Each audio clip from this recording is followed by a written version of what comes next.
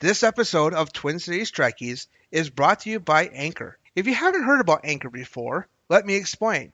First of all, it's free. There are creation tools that help you to record and edit your podcast right from your phone or computer. You can easily make money from your podcast with no minimum listenership required. They'll also help you to distribute your podcast so it can be heard on many different platforms, such as Spotify and Apple Podcasts. It's all you need in one place. Download the free Anchor app or go to anchor.fm to get started.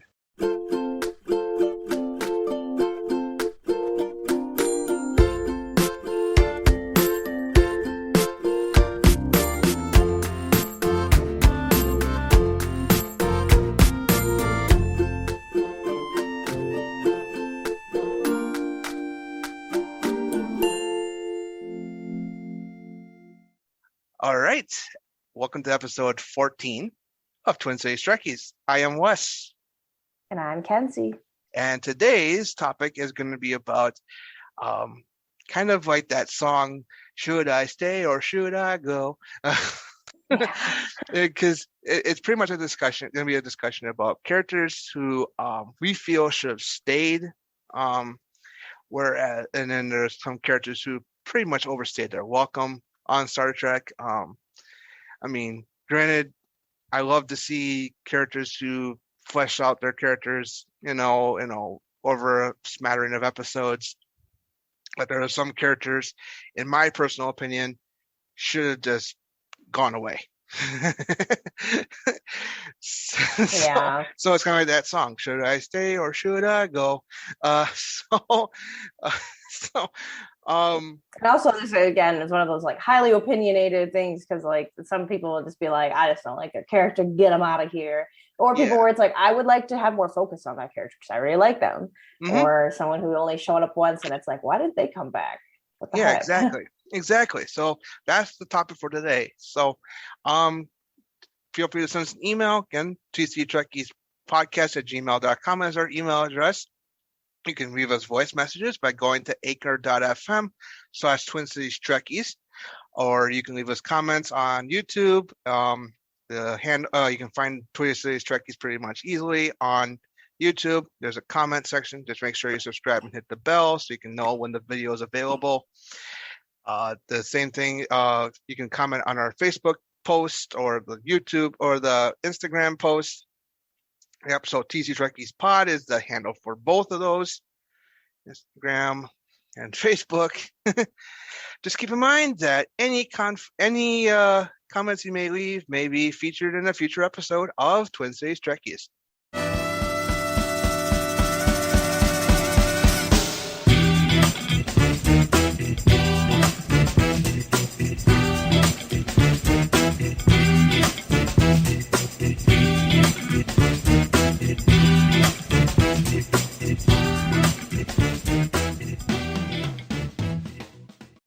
Okay, so characters who should have stayed or should have gone. It's tough because it's also like this isn't just defining it based on like how little they showed up, or maybe I think more often of like which characters I wish were a little more developed or had more screen time. Yeah, maybe. Even if they were like a main character, like I wish that they had more screen time because of who they were. Like, yeah. So I think I'm going to go with the character who should have gone first. I mean, who should have just left after, like, I don't know, X amount of episodes. Hate to say this, but Lwaxana Troi. He's a tough one. I think a lot of people would agree with you on that. Yeah, because it's the way she's overbearing. She's, in a thorn in Picard's side. Whenever she shows up, she just drives a reaction out of Picard. It's hilarious, don't get me wrong. It's like, oh God, why is she here? Or something like that. Yeah, you just dread knowing that when she shows up, you're like, great. Like, yeah. She's gonna be causing problems. Yeah, and she made a few appearances on Deep Space Nine, which was good actually. When she shows up on DS9, actually.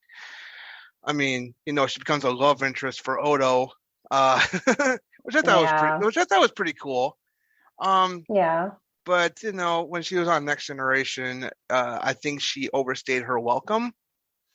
Especially Yeah. because it's just like whenever she appears, like, and you hear Picard going like, "Oh God," like there's a Picard face Yeah. palm, and nope, Here we go. here we go again.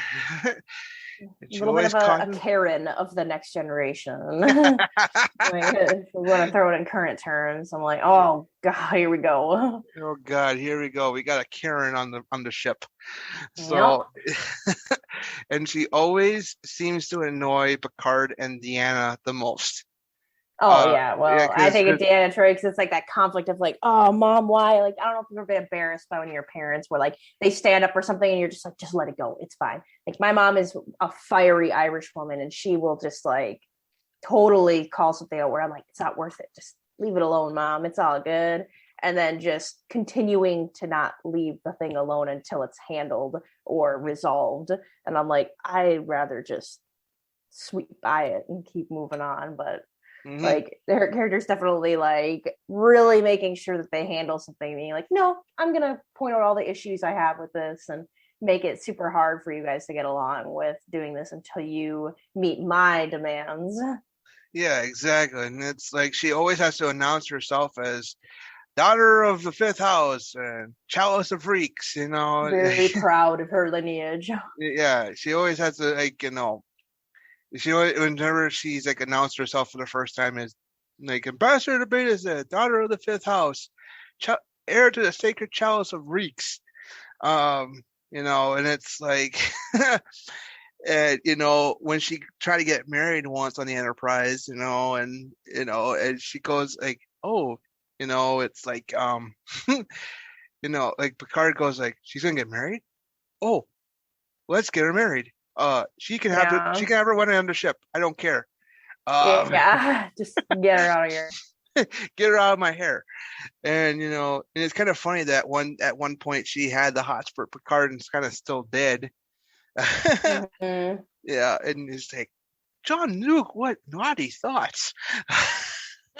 I I think for when I think of like all like characters that I wish would have gotten more screen time, I always think of Deep Space Nine and Jake Sisko.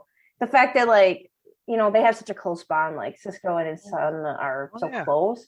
It just Hmm. seems like, what halfway through the series they just kind of quit exploring that, which is so weird considering like Next Generation, it was like the opposite, where like Wesley was originally kind of like, it's like, oh, Wesley, like, dumb, like, just being like teehee, what a funny little boy, and then he ends up becoming like a really like fleshed out character that you can Hmm. actually understand and appreciate. And it just seemed like they did the opposite. Like the writers just lost interest in Jake Sisko and were like, like just whatever, he's doing fine, I'm sure. But I'm like, I wish they would have had him, especially since he's like hitting like an age in his life that like similar to Wesley, like being a teenager, starting to really make decisions about his future. Hmm. And I'm like, that should be really important, seeing his dad being like a captain of a space station. Like, I would think that we'd see a little bit more of like, what, I think I might join Starfleet. You know what, Dad? I think, like seeing how he, embodies some of the things he's seen from his dad. And I'm like, I wish he would have had a little more time. Yeah, I agree with you on that, Kenzie. I do. Because eventually he doesn't go to Starfleet Academy. His friend Nog does. Yeah. That was Yeah. And like Nog gets a little more, I feel like almost more screen time than he does, which is also cool. I like yeah, Nog too. So yeah. he's a really cool character to see, from going from just annoying little troublemaker on the space station to a really respectable Ferengi. Yeah, exactly. And it's really you're right, because eventually he doesn't go to Starfleet Academy. He becomes a writer Yeah. for the Federation News Service and And stuff that's like like that. something I would like to know more about that. Like, why does you for having a captain for a dad, like Hmm. how, looking at Kirk and his dad and being like, of course I'm gonna join Starfleet. Even Hmm. in the alternate timeline, in Yeah, that timeline, he still is influenced, even though he hates his dad for losing his life, and he's angry about losing his mom and dad in that alternate timeline. He still ends up joining Starfleet, and becoming a yeah, part of that. Yeah, exactly. Yeah, you're right. Yeah, definitely Jake Sisko is a missed opportunity, especially because you're right. I think the writers didn't know how to write for a teenager, and Yeah, that happened with Next Generation, that happened with Deep Space Nine. I think that happened in Voyager too, because yeah, Icheb was kind of like a teenager, and yeah. I think the writers of all three shows don't know how to write for a teenager. So Yeah. and Which it's I think not. is really interesting for something like Voyager to like really getting more like again, I think I focus more on the kids because I just imagine being a kid on a starship or a space station. And I would want to see a lot more development of them. Like I'm like Naomi Wildman in Voyager for sure. I want more of her because I'm like, how are you feeling about all this stuff? And the crazy stuff happens, like your year of hell and like going through wormholes and like how were you sitting in the ship just being like, oh, twiddling my thumbs, like I'm just kind of scared, but do I help? Do I think I could be a helpful person? Do I feel like I need to grow up faster Hmm. because of the real issues that the ship is facing, or I feel like I can still be a kid? Like you don't really see a lot of the effects of being lost in space Hmm. on these kids, and like, what does that mean? Yeah, you're right. And there's a very good episode from Voyager in which Samantha goes on this mission with Tuvok and Paris, and there could be potentially be killed and stuff like that in this mission. And Neelix has the dubious task of keeping her out of the in the dark of what's going on. Naomi in the dark Yeah, about this, and eventually she does find out what's going on, and Neelix has this like it has this whole issue about shielding people from bad news because as we all know he lost his family and stuff like that, and that kind of yeah, thing. And I remember that one scene where he's just like, it's just like you don't understand. It's like, and it's like, and it's really, I like that episode for that reason, is because of it's called Once Upon a Time, I think it's called. Um, and it's like the whole dynamic of the Neelix Naomi relationship comes to full circle, you yeah. know. And also, Neelix is my other. That'd be like me being a little controversial, even though Neelix was in quite a bit. I love Neelix as a character, even if everyone thinks he's annoying, because I feel Yeah. for him being a very like ADHD extroverted person who just wants to like make people happy and comfortable. Neelix is one of those people like when I was growing up, I'm like, this man is exactly me. Like Hmm. I would be an annoying person, be like, oh, you want food? You want this? I'll help. I'm more than happy to happen. Just oversharing and over investing in people. And I wish I had seen more of him than just being kind of a comic relief in a lot of stuff. Like seeing Coyle, I'm like, look at that. What an amazing character. Like Hmm. there should have been a lot more like depth around because he's had a lot of tragedy happen, but he's still really happy and Hmm. hopeful. You don't see it ruin his life or be embittered by the universe because of what he's experienced. Hmm. Yeah, Mortal Coil, definitely. That's one of my favorites from about Neelix in general, is Yeah. because he has this crisis of he dies, but he didn't go to the Great Forest, didn't see his family and stuff like that. So he's having this conflict about the afterlife and stuff like that for the Talaxian culture. And it's like, is it real? Is it not real? Or, that kind of thing. Yeah. And, and, about, how he feel about you could see his family, which, they were all killed in the Hakonian War, and, he confronted, I mean, back in season one, he confronted the person who created that weapon and, stuff like that. And at the end of the episode, he forgives him for what he did. And then the guy who creates it dies. This is right, and he gives him the satisfaction. It's like, okay, I forgive you for what happened. I forgive you for what you did, and stuff like that. So Yeah. Neelix, I'm with you there, Kenzie. I don't think he's annoying. I know a lot of people think he is, but Yeah. but I don't think he is because he does a lot of things for the crew to the point where he gets reprimanded at one point for because they reached the Necrotic Expanse in the third season, and he tries to procure a map for the Necrotic Expanse, and because he wants to continue to be useful, he thinks that if they don't have a map, he's not useful. So it caused him to be in like a lot of trouble and stuff like that. And at the end, January reprimands him for, because you're part of a family now, that kind of thing. You have obligations to this crew and stuff like that. So that's why I like the episode Fair Trade, which is what I'm mentioning. And, and because of that, all the conflict, regarding that, trying to be useful still. Like he's an ambassador to the crew for alien races that they never encountered. Morale officer, chef. He's like the Mr. Know-it-all, Mr. Do-it-all, I should say. So yeah, so I think Neelix is more. I think more characterization of Neelix should have been more there in Voyager.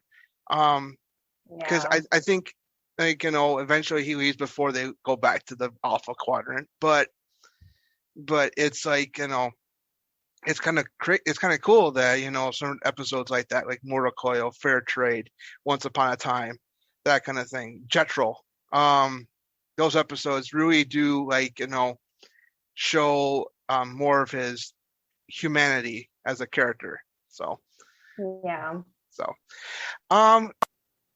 one character that should have been gotten more screen time in that way is Kes.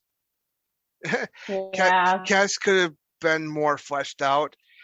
Granted, there was a few episodes where they actually explored, the Ocampa. There was like one that her like, the whole thing regarding the whole elogium and stuff like that. That was interesting to see. And, when she got, her mind was temporarily displaced by this warlord, that was interesting, and stuff like that. But unfortunately, it's kind of sad that she wasn't really fleshed out more. It's really kind of sad because, unfortunately she had to go. So it's like Garrett Wang was going to be the one to go, but then he became one of the hottest people in Hollywood, so they had to let Jennifer Lean go. So, which is unfortunate. When I'm thinking of people, I guess I feel like I have more people that I would want to appear more or have more storyline than I do people who overstayed their welcome. Besides Luxana and stuff, Pulaski, I guess I would just see less of. Like, I wish that just wasn't even a thing. I don't know. I didn't really like her that much, and I'm like, I just kind of wish they would have just been able to keep Crusher the whole time and not weirdly switch her out. Like, definitely was kind of a weird dynamic where I'm like, I don't know. You don't seem to have fit the dynamic of the crew very well. Yeah, it's unfortunate because what the whole genesis of the thing was because Gates McFadden had fought with the producers during the first season of Next Generation about the way Crusher was written. If you watch the first season through and through, Crusher is written very, very sexist like. It's very, very sexist, and she fought with the producers on that so often, to the point where Maurice Hurley, who ended up being the head writer of Next Generation, had to tell the producers, hey, you gotta let her go or else I'm gone. So, and unfortunately, it chose Hurley over McFadden. So McFadden had to go. Thankfully, they didn't kill her off, which was a good thing. But you're right. Pulaski and Diana Muldaur and the cast didn't really get along very well. I mean, it got a little bit better towards the end of season 2, to the point where it could have been, she could have been more there, but then Patrick Stewart tells the producers, hey, let's bring Bates back. Hurley's gone. Let's bring back Gates. So, and that's what they did, and they brought back Gates McFadden, and the rest is history.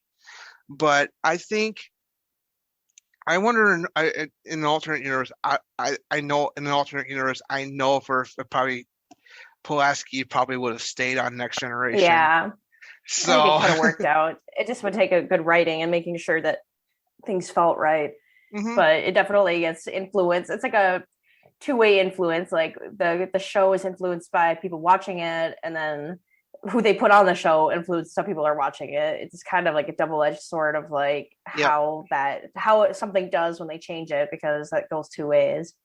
yep. I feel like that was like Next Generation. I feel like had a lot of characters that fall in and out of these categories for me. Like for a minute was going to say maybe Barkley I want to see less of, but I also like his character because he does end up like becoming a better person throughout it, but he's still a little creepy. Sometimes it's a little weird, and he struggles sometimes to like get along with the crew, and he does kind of outlandish things, and like and he kind of pops up all over the place because he's a Next Generation, and he shows up in Voyager and in First Contact, and it's like he's kind of just all over the place, and he helps look for Voyager. He becomes like obsessed with finding Voyager because he's like, oh my gosh, does no one else care that they're like way out there? Like I'm gonna look for them. Like I want to find them, and which is respectable, but hmm he's definitely a little more of like one of those characters. I'm like, I don't know, like could we have done without him in the creepy Troy stuff, or I I don't don't know. know. See, I like Barkley. Yeah, I like Barkley very much. that's his heart. I really like his clumsy decision making because I feel like it feels realistic to how a lot of people do feel overwhelmed and hmm nervous, and Yeah. like how do they handle imposter syndrome and dealing with things like a stutter or like things that make you seem doltsy like easily if you don't seem like you're on top of it. It's so easy to get imposter syndrome if you don't feel like you're hmm like up to par with your peers. Yeah, and yeah, you're right. He does grow, to the fact like, he gets over his fear of the transporters. That was, Mm-hmm. yep, and to like, actually caring about the Voyager crew, even though it's on the point of obsession. Uh, Yeah. but he it doesn't it bother anybody that they're stranded this far out, and Yeah, and and I then could understand why he is obsessed because it's like I don't know, like that's kind of an intense thing hmm that like I don't know. I just feel like he's a really good example of like a character that's very much like he's not some super profound person, but he can be like all these characters are written to be these kind of just like amazing, really I don't know, like special people that get into Starfleet because they're special. And at Berkeley, it's like he's one of those guys. I feel like he probably just studies books really hard, but didn't have much of the skill for it. Like the hmm fact that he's afraid of transporters, it's like, well, why the heck are you in Starfleet? Like, what are you doing? But also, he overcomes it, and Yeah. he still is helpful. And it's cool to see a character with social anxiety. Most of these Mhm. characters are all pretty good at talking to each other and being really confident and really, to the point and good communicators. So it was one of those mixed feelings. It's like him being kind of creepy to Troy and having an obsessive personality. Sometimes it rubs me the wrong way, but that's kind of the whole point. Like his character's written to be like that. Like, Yeah.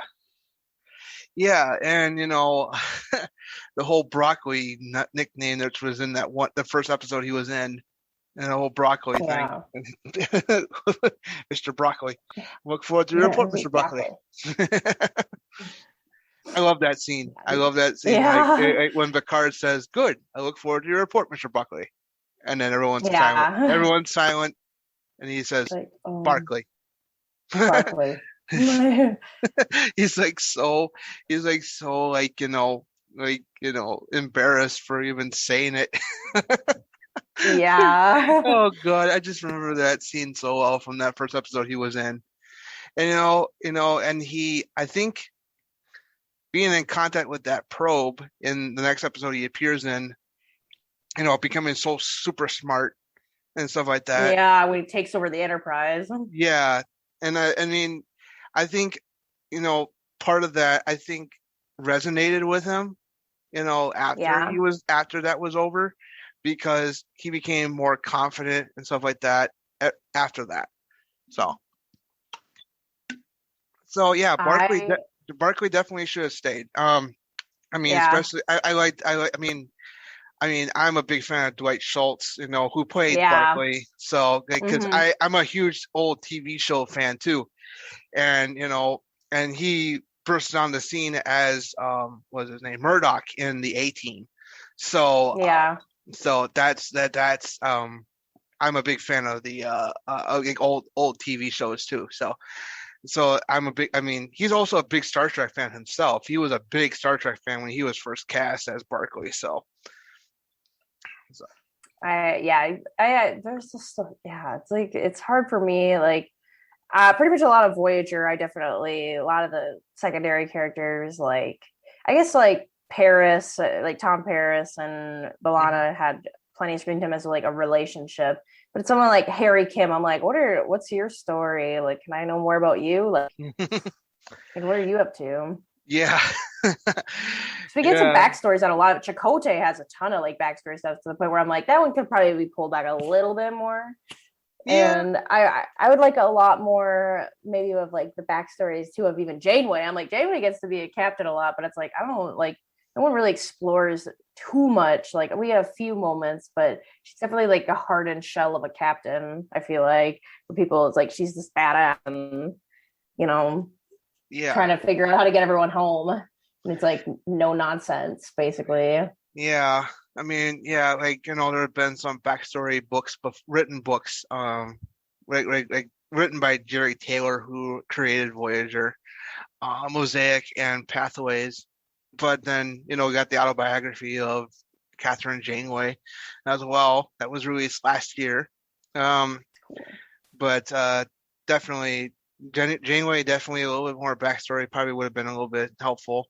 I mean, Yeah. we meet her dad in one episode, Yeah. but but but yeah, definitely she doesn't have really much of a backstory that much. We hear like bits and pieces of her Yeah. backstory from like from being a science officer under Owen Paris, Tom's dad, to like other things that she has had conflict with before and stuff like that.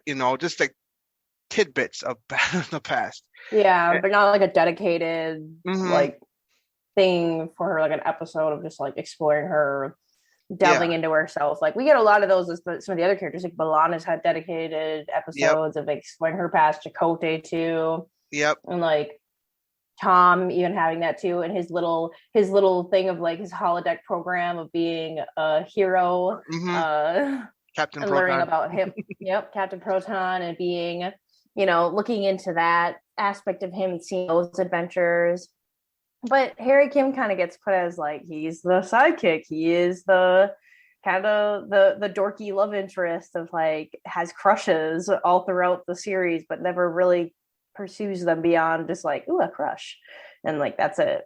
Yeah, exactly. And it's and whenever whenever Harry gets interested in the woman, Paris is always there to remind him of who he had loved before, who he had a crush on before. Yeah. He always Yep. mentions it. I mean, he mentioned it. Like he mentioned he got obsessed with a hologram, which ended up being like a alien who was more obsessed with Tuvok than Harry. Uh, Seven of Nine, a dead crew member who came back, um, and then this racer person. So Yeah. it's like whenever he gets a crush on somebody, Paris is always there to mention him who he had loved in the past. So Yeah. always there, and it's always funny whenever it's mentioned. Now, I mean, I didn't get it when I watched Voyager when I was Yeah. younger, but now when I watch those episodes now, It's I funny. always smile because I Mm-hmm. know it's coming. Whenever he gets obsessed with a woman, when Harry gets like, It's like, oh, oh, here we here we go. go. Like it's like on cue, it will happen. So, but definitely, I mean, yeah, I mean, you mentioned Chakotay's backstory.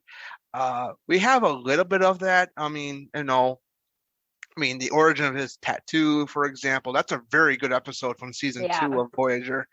I mean, I've only watched it once, but I don't know, I could call it tattoo, but but that's a good episode. I mean, we already got a little bit of his backstory and stuff like that, being a Native American, that kind of thing. But we don't know very much about, how he became part of Starfleet, that kind of thing. And Maquis, like why he decided to join that, like yeah. I mean, it's pretty much I think it's pretty much implied that it was because of his home planet was with the military zone, stuff like that. Yeah, I think that's probably where it came from. I mean, it's kind of implied, but that kind of thing in Next Generation. That more. Yeah, a little bit more exploration probably would have been nice. Well, hopefully, maybe in a few years, maybe we'll get a Chakotay autobiography. Who knows? Yeah. You know what I want an autobiography of is Garrick from Deep Space Nine. Oh. I love Garrick.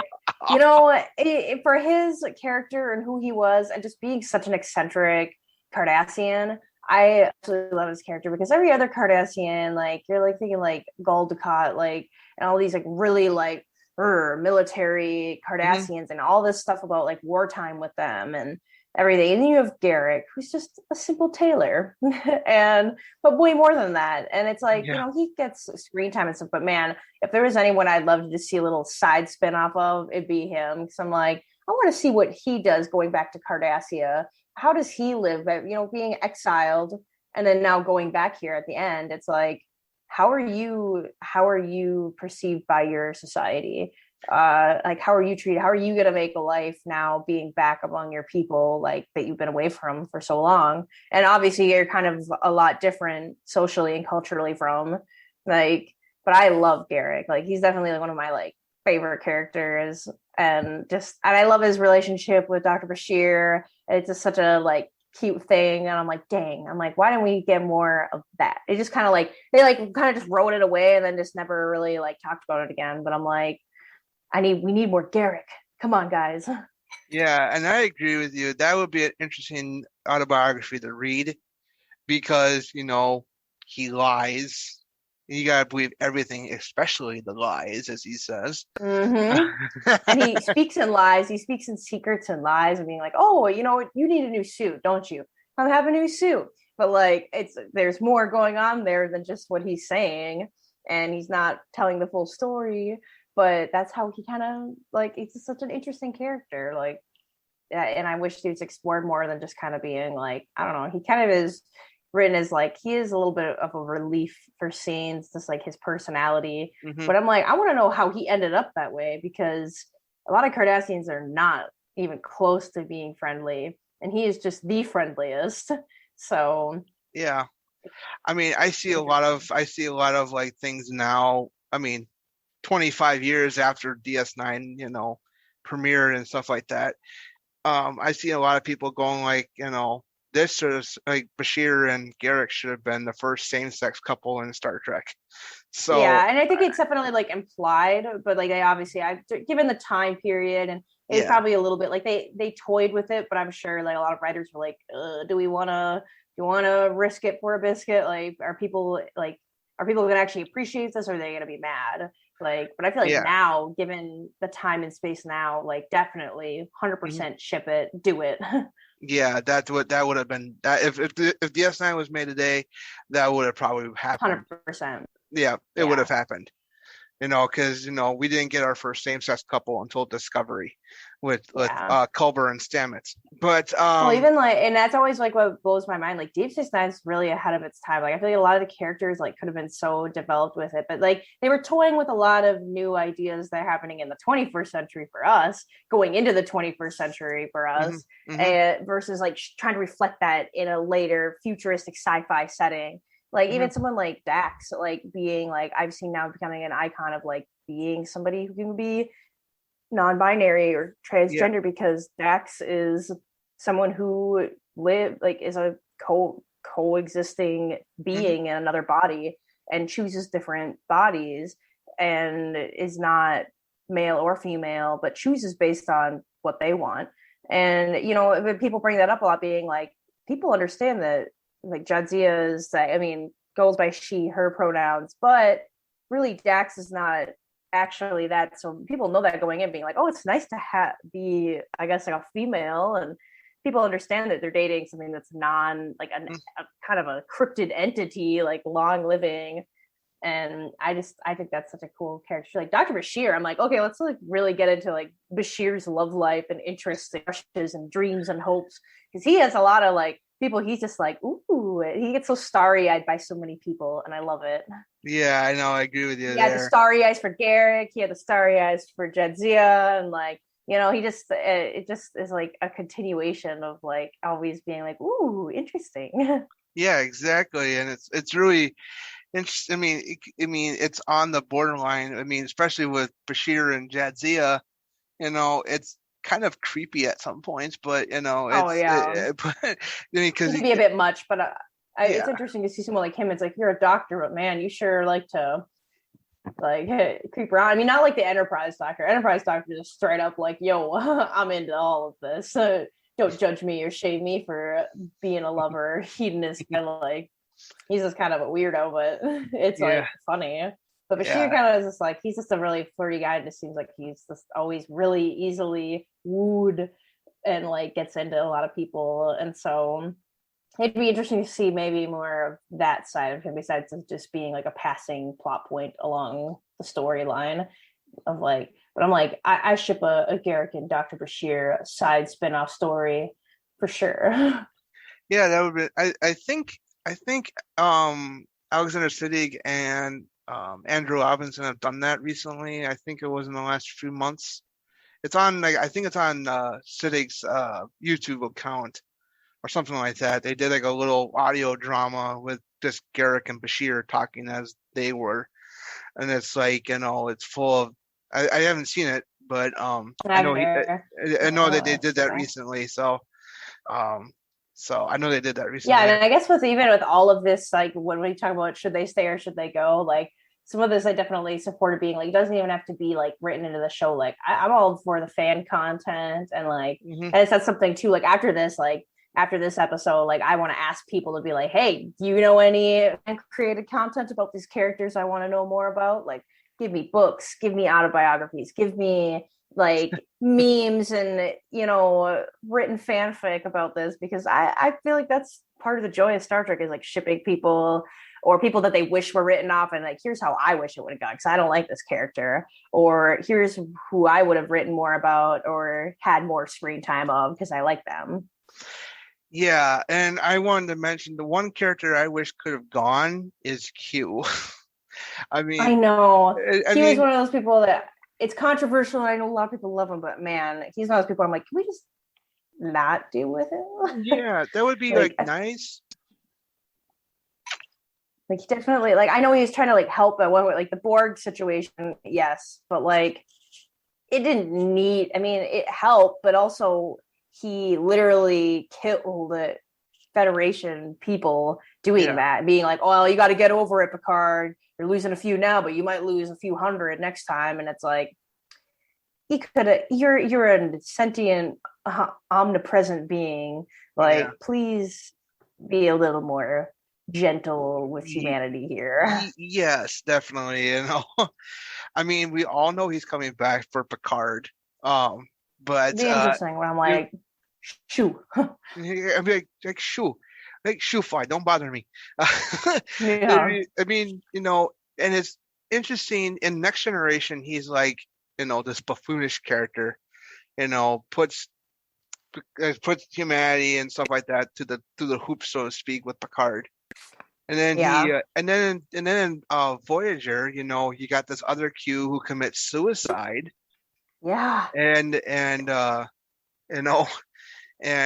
he becomes like, more of a sympathetic, kind of like character, because, he kind of believes in what this other Q was wanting. He wanted mortality. He wanted, to like self-determination as a being, that kind of thing, because not all the Q are alike, apparently, according to Guinan. So not all the Q are alike. Yeah. So so it'd be interesting to see if that is ever carried over, and when he comes back next year in Picard, is that ever gonna? I mean, is any of that from the Voyager episodes that he was in? He was in 3 of them.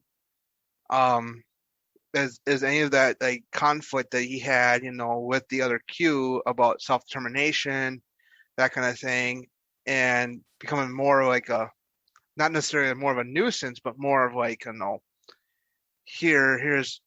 here. What do you want me to do?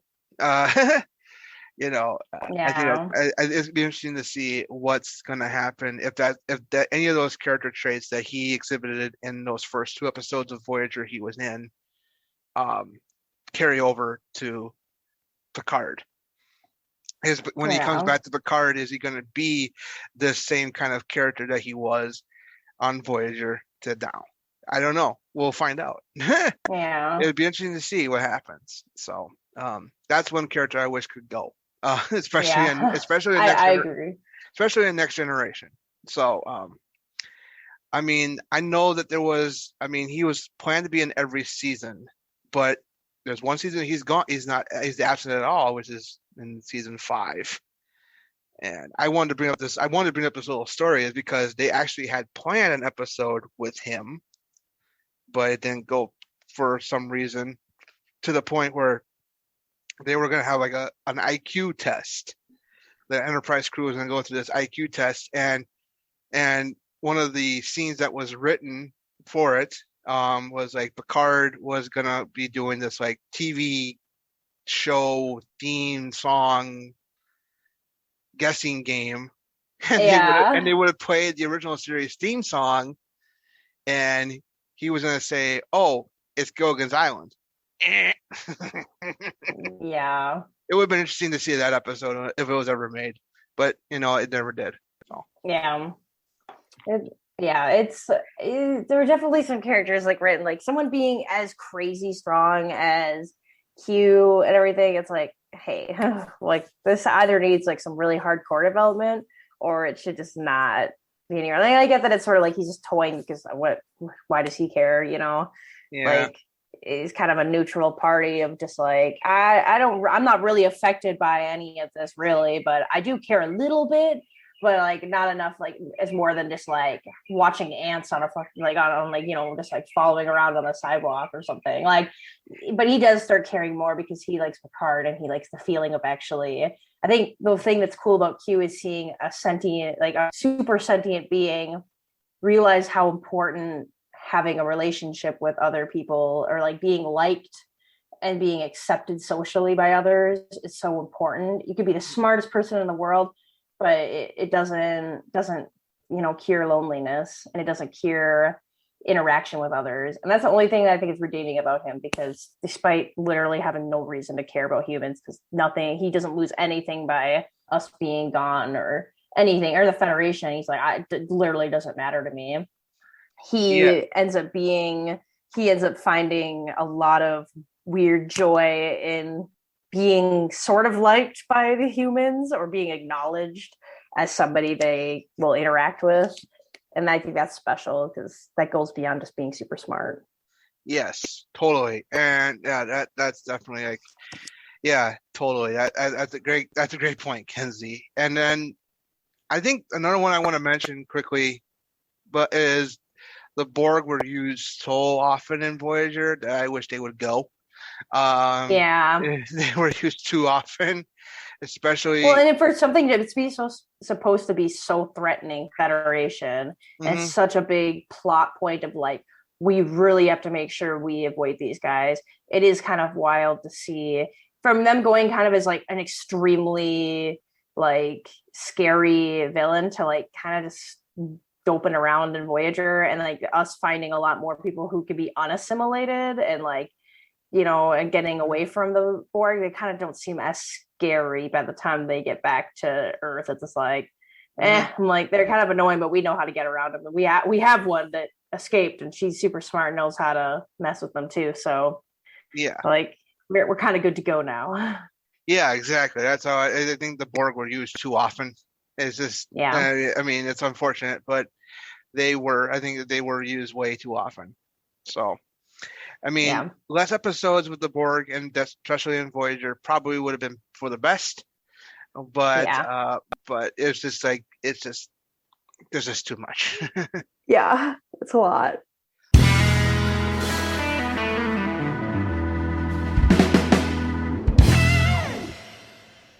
I think we're about to wrap this one up too. Any final thoughts?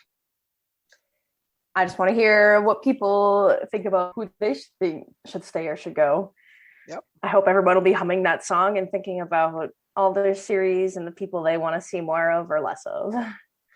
Yeah, definitely. Let us know. Comment on anywhere you can find comments. You can brief anywhere comments you can leave. And then we can definitely read them on a future episode. So next week, episode 15. It's a little kind of crazy because not much has been revealed so far, but we had some set photos leaked out to the public about Picard season 2, which has started filming in California. We're gonna do some predictions. Like it's gonna be probably a short one. Who knows? It depends on how it goes. So that's going to be Picard season 2 predictions. It might we probably will do multiple episodes like this. So as the season gets closer to actually being released. So until next week, take care and live long and prosper. Long and prosper.